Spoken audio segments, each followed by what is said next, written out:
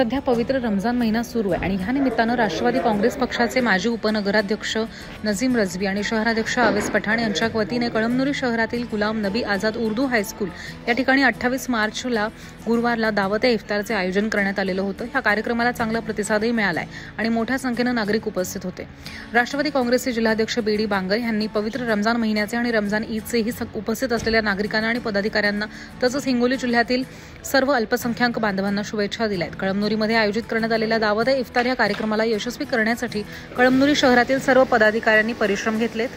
दावत-ए-इफ्तार या कार्यक्रमाचे आयोजक नजीम रजवी आणि आवेश पठाण यांनी सर्वांचे आभार मानले।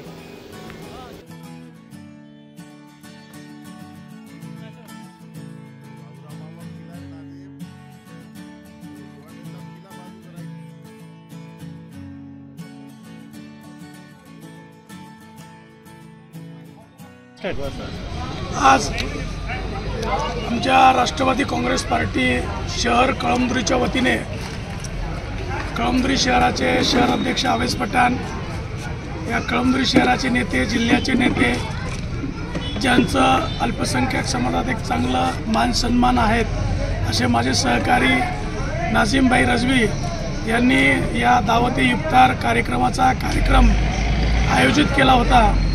या कार्यक्रमास कळमनुरी शहरातले माझे संबंध अल्पसंख्याक बांधव या इफ्तार पार्टीला निमंत्रित होते। एक खेळीमेळीच्या वातावरणात आपण दादा ज्या पद्धतीनं सांगतात की राष्ट्रवादी काँग्रेस पक्ष हा कुठल्याही एका समाजाचा नसून 18 पगड समाजाचा पक्ष आहे आणि या पक्षामध्ये आमच्याकडे नेतृत्व गुण ज्याच्याकडं नेतृत्व आहे त्याला मग तो कुठल्याही समाजाचा असो त्याला ते देण्याचं दायित्व हा माझा राष्ट्रवादी काँग्रेस पक्ष करतोय।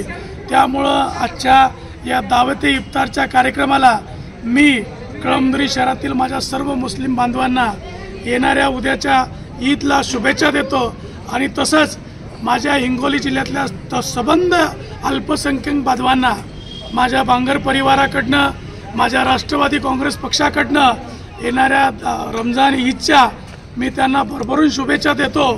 अल्लाह ताला त्यांच्या येणाऱ्या मनोकामना पूर्ण करो, त्यांच्या इच्छा आकांक्षा पूर्ण हो आणि माझ्या हिंगोली जिल्ह्याचं नाव ज्या पद्धतीनं अल्पसंख्याक बांधवांनी उंच केलेलं आहे येणाऱ्या काळातही तेच नाव आम्ही कायम ठेवू अशी या चरणी अल्लाह तालाकडे आपण प्रार्थना करूया। या कार्यक्रमाला माझ्यासोबत जिल्ह्याचे पदाधिकारी, तालुक्याचे पदाधिकारी, त्यानंतर तालुक्यातले अल्पसंख्याक बांधव, शहरातले अल्पसंख्याक बांधव मोठ्या संख्येने इथं उपस्थित राहिल्याबद्दल मी त्यांचे जिल्ह्याच्या वतीने आभार मानतो।